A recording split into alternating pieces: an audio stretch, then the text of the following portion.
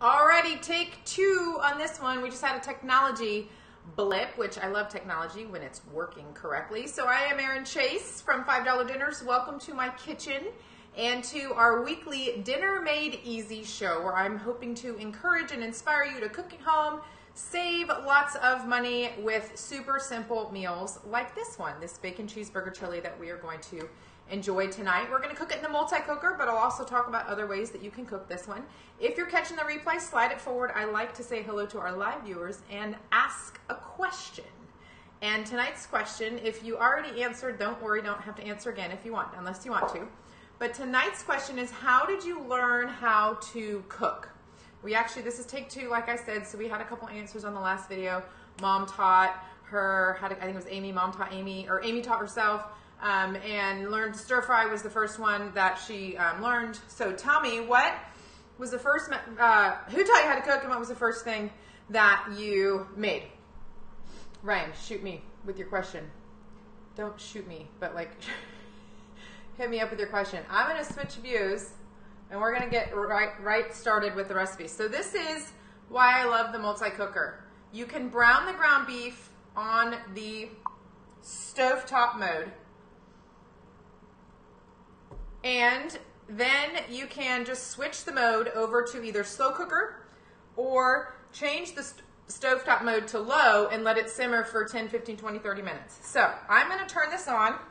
This is a Ninja 4-in-1 Auto IQ, but a Ninja 4-in-1 has similar settings. And I'm going to set it to stovetop high. Sorry, I'm looking at this and trying to read your answers at the same time. I think this is going to get mad at me.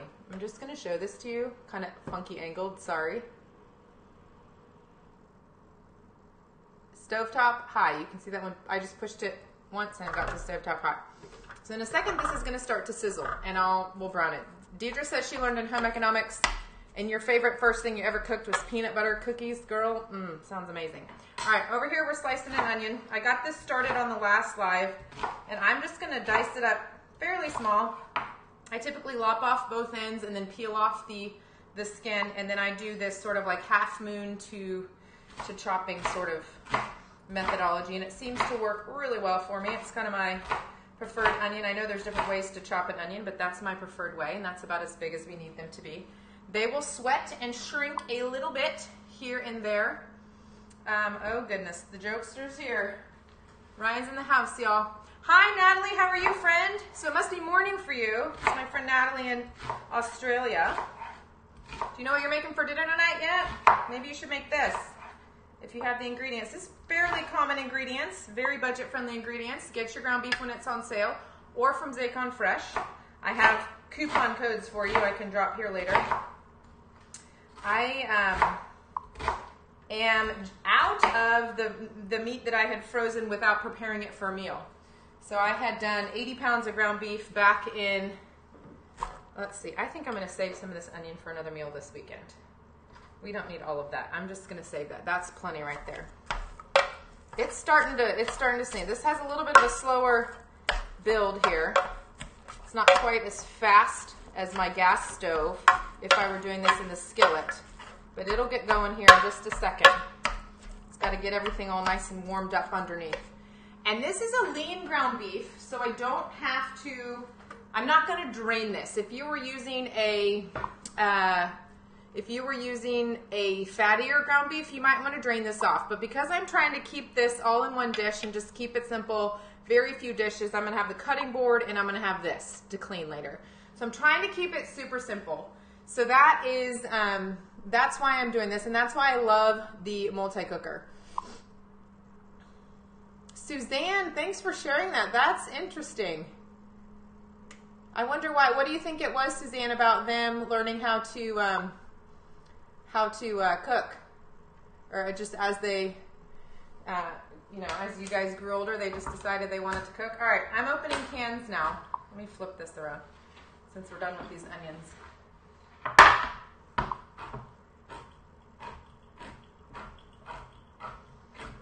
All right. We are opening 2 cans. You can drain or not drain these. I'm just going to drain them and rinse them quickly.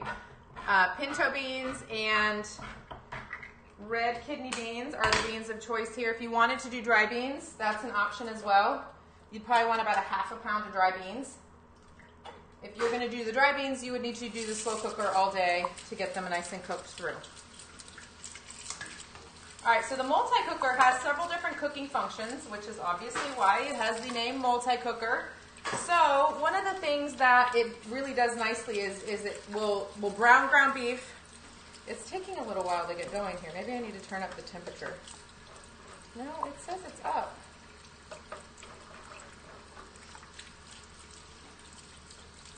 It's warm.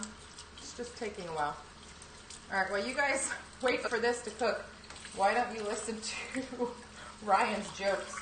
He's way funnier than I am. Okay, there it comes. Like I was gonna say, it's up. The temperature's up. There, it's happening. So we don't have to dirty a skillet and then put this in the slow cooker. We don't have to dirty a skillet and then put it in a bigger saucepan, right? So I like that this is all in one dish. So I have opened my beans. Open the cans and drain the beans. So we're going to add that plus beef stock, and we're going to let that cook together. We're going to kind of let it just basically become a chili. Okay? And then, I need you to work a little faster. I guess when I've done these before, I wasn't thinking about them on live video so that they're taking a few minutes to do. Ryan's got the cooking jokes. All right, tell me how you learned how to cook. That's today's question. How you learned how to cook is what I want to know. We are making multi-cooker bacon cheeseburger chili. So you can see the meat is being browned on this stovetop mode. And then I'm going to switch it to stovetop low because we're eating dinner here shortly. If I was doing this in the morning, then I would put it onto the slow cooker mode. That's the nice thing about the multi-cooker. This is warm, so I'm going to be careful here. I'm going to show you the different cooking functions quickly. The whole base of this is very warm, so you can see it's on stovetop high. There's a steamer option. It comes with the perfect size steamer basket as well, so if you wanted to steam some fish or some vegetables, you could do that. Now it's really starting to sizzle. Maybe I need to hold it up here like this. Just kidding. We can slow cook on warm, high, and low. You can see those settings. And then there's a bake setting. They have dry and wet baking, which is really awesome to be able to have this. I have made, my favorite thing to bake in here is brownies. I know, I was very careful. It's very warm, but I did not hurt myself there. Okay, so Sandy learned by watching her mom cook. How did you learn how to cook? I am really curious about this. I have, the wheels in my head are spinning, and I want your thoughts on how you learned how to cook. Like, what was the most helpful thing when you learned how to cook? My question may or may not have an ulterior motive. I just want to hear your experience, really, because I have an idea. I have an idea. Oh, goodness. Anytime Aaron gets an idea, it's dangerous in a good way. So that's coming along. Slower than I'm hoping. But at least I don't have to dirty another cook. So Sandy learned. Ryan, how did you learn how to cook? Did you answer that yet? I haven't seen your answer yet.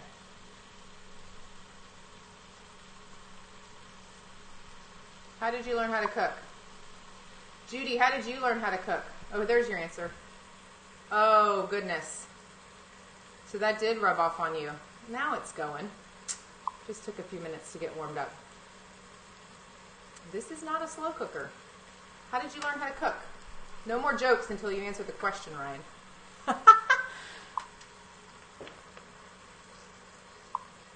The simplest, most delicious meals with the simplest ingredients. Like, what would be one of your favorites, Judy?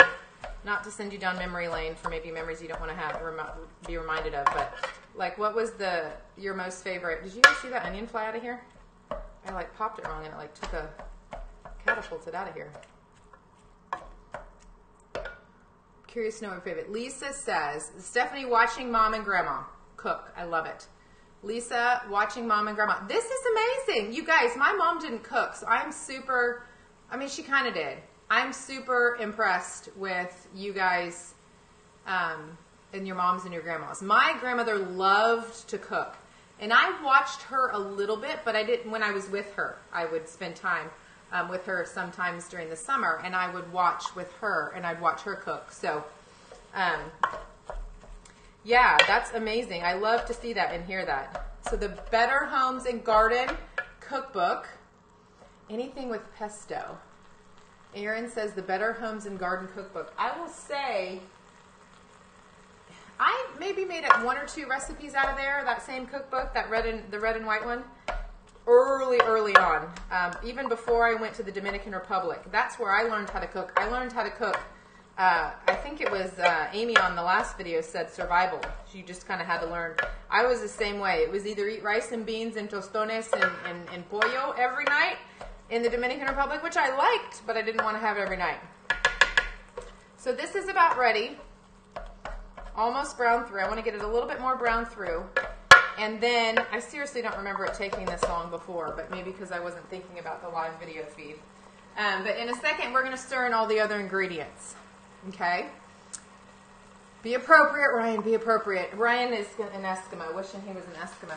You're just jealous of all the Eskimos. All right. Okay, thank you for entertaining us, Ryan, and keeping everybody occupied in the comments. Judy, anything with pesto? I actually have a tiny bit of pesto in my fridge that I had used for a recipe late last week, and I want to use it up. I'd love an idea. I have some ideas in mind, but I'd love your favorite. All right, so I'm just going to switch this now to stovetop low, which requires touching one button. There it switched modes. And what we're going to do next is stir in beef broth. I use bouillon, so I already kind of mixed it up here. And that's going to float and fall in.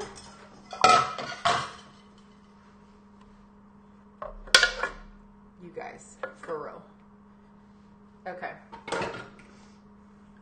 Happy multi-cooking, Ryan. Multi-cooking. Beans, a can each of 2 beans. I would recommend using pinto since that's a typical chili bean, at least around here in South Texas. And then red kidney beans just to give it a little color. Salmon and pesto butter. That sounds amazing. I was actually thinking about tilapia and pesto earlier today, actually. So this is what's going to go in here right now. So let me put the lid on, and we're going to let this sit on stovetop low mode. I'm going to show you again. All I had to do was press the one button to switch the modes. This is warm, so I have to be careful. And full of food. You can see in that bottom corner it says stovetop low. Again, you could cook this in a slow cooker mode. Or you could do the stovetop mode. Since we're having this here shortly, we're doing the stovetop mode. So I'm going to let this sit like this. And then at the end, when this is finished cooking, what I'm going to do is swirl in. Oh, there's the trash can. Sorry, let me move this back over. Once this is finished cooking, I don't want this milk to stay in here too long because I don't want it to get too hot. So at the end of the cooking cycle, we're going to swirl the milk in. So I will probably add in about a cup, maybe a cup and a half or 2 cups, depending on how creamy and kind of more soupy. If you want it to be more chili-like, you could thicken it up, I suppose, with a little bit of thickener, cornstarch or potato starch or something like that. Wouldn't take much, but we're going to swirl this in, and then we're going to mix some cheese into the soup and swirl it in, just like let it melt. That'll thicken it up a little bit as well. And then, to each bowl, I need to get my, my cutting board back over here. To each bowl, we're going to add a little garnish. And there it is. What is happening? So to each bowl, at the end of the cooking, we're going to swirl in the milk and some cheese, maybe about a cup of cheese. And then we'll use the remaining cheese from that bag. We will add as a garnish. And this is just 4 slices of bacon, fairly crispy. I usually cook mine in the oven because when I start cooking bacon, the vultures, who I also sometimes refer to as my children when it comes related to food. Salt and pepper is really all you're going to need with this one. The bacon and the cheese and the cream is going to bring it all together, and then you'll just want to add however much salt you want. Maybe a little garlic powder. Wouldn't hurt anything. Garlic never hurts anything. Unless you're baking a strawberry cake, and then I wouldn't add it. But it's very simple. This is a simple combination of flavors. We're gonna let the meat and the stock, the beef stock, we're gonna let that all simmer and cook together, and then we're gonna just kind of creamify it, if you will, at the end by adding in the milk and the cheese. So we're gonna creamify that, and then we'll garnish with this delicious pile of crumbled bacon here. Just add a few bits into each. I personally, the reason that we're garnishing is you could certainly add some cooked bacon in here, but I personally don't love the texture of bacon cooked in a chili. It's not my favorite thing. And so if you wanted to, you could certainly take this little pile and maybe half of it and sprinkle it in there. That'll let a little bit of that bacon flavor and that saltiness kind of seep into the chili. So you totally could do that. I personally just don't prefer to have bacon in a chili, if you will. All right, so my question again, if you're just joining us, is how did you learn how to cook? Peggy says your husband taught you when you first got married. I love it. Now you do all of the cooking. Perfect. Yeah, Sandy, you and me both. It does. Unless you wanted to fish it out like you would a bay leaf. I just don't love it. So that's why we're garnishing. And that's how it, in the end, becomes a bacon cheeseburger chili. This is a chili, a very simple chili. And then we will add in the cream, the milk, or the milk and the cheese, or the cream and the cheese, and then garnish off with the bacon. So that's what I know. If you're catching the replay, I'd love to know the answer to your question. How did you learn how to cook? Because my wheels are spinning about something, and I am curious to know. So Caroline says her mom. All right. Thank you guys for sharing. I hope you enjoy this recipe. Let me switch camera back here so I can give you a appropriate goodbye. Okay. Thank you guys for being here. Again, this is the multi-cooker bacon cheeseburger chili. You could also cook this in a slow cooker. You could use the slow cooker mode in a multi-cooker, or you could cook this in a Dutch oven on your stovetop. So that is what I know. I hope you enjoy this. I will see you in 2 weeks. 2 weeks, not 4, 2. I will see you in 2 weeks. I will be out of town next week, and so I will not be able to be here with you live for our Dinner Made Easy show, but I will be back in 2 weeks. So I will see you then.